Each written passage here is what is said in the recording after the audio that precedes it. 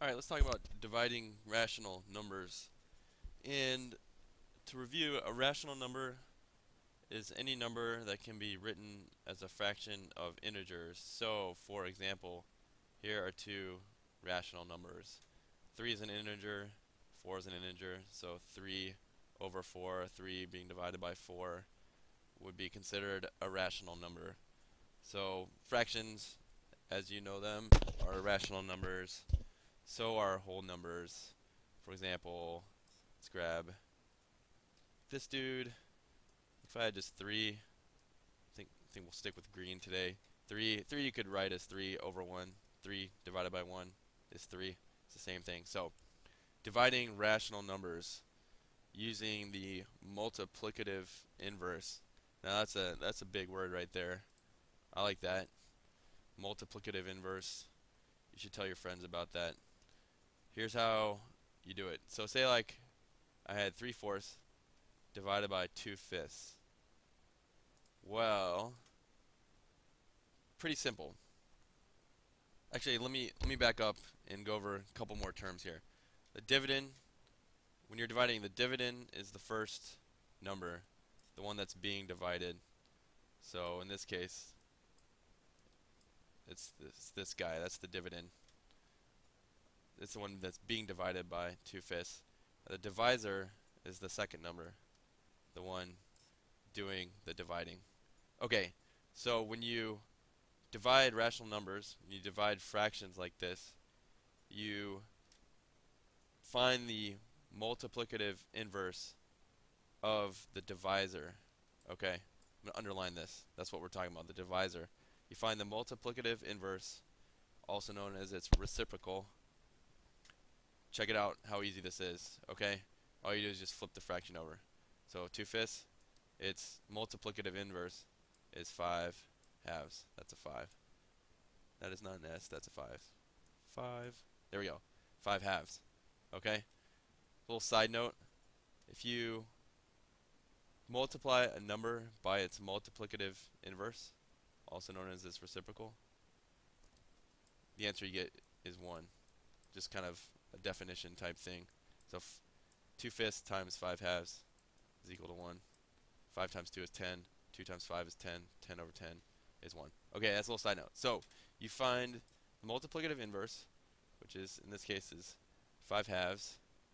And instead of dividing now, you just multiply straight across. So 3/4 divided by 2/5 becomes 3/4 multiplied by the multiplicative inverse, the reciprocal. So multiplied by 5 halves. Okay, and when you multiply fractions, you multiply straight across the top. 3 times 5 is 15, and 4 times 2 is 8. So 3/4 divided by 2/5 is 15/8, and you could reduce that. But let's look at a couple other examples here. Alright, so I brought in a few more examples here. We'll run through the process. I had to move Mathceratops. He was being a little melodramatic anyway, so he's hanging out in the other room, the side of the screen. So let's divide these rational numbers. So 6/7 divided by 1/4. So step 1, flip the divisor over. So find its multiplicative inverse, or its reciprocal. So if I flip 1/4 over, that's 4 over 1. The dividend stays the same, 6/7. And then we just multiply now straight across. So 6 times 4 is 24, and 7 times 1 is 7. Okay, so 6/7 divided by 1/4 really is 6/7 times 4 over 1, and that equals 24/7. Okay, now what if one of your rational numbers is a whole number? Well, first, turn it into a fraction. So 5, you could rewrite as 5 over 1. Now you're able to flip this divisor over to find its multiplicative inverse. So This is simply 1 over 5 now. So 3/4. Wow, this one's pretty sloppy. Hope you're following along. 3/4 times 1 over 5 now. So 3 times 1 is 3. And 4 times 5 straight across the bottom is 20. Alright, last one. So we have a whole number being divided by a fraction. So let's turn this rational number into a fraction first. Okay, so 3 over 1. It's the same thing as 3.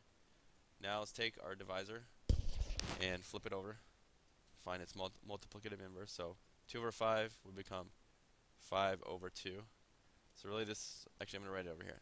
3 over 1 times the multiplicative inverse of 2/5, which is 5 halves, is equal to, watch my equal sign, start doing a vertical. 3 times 5, I'm going to put the answer up here.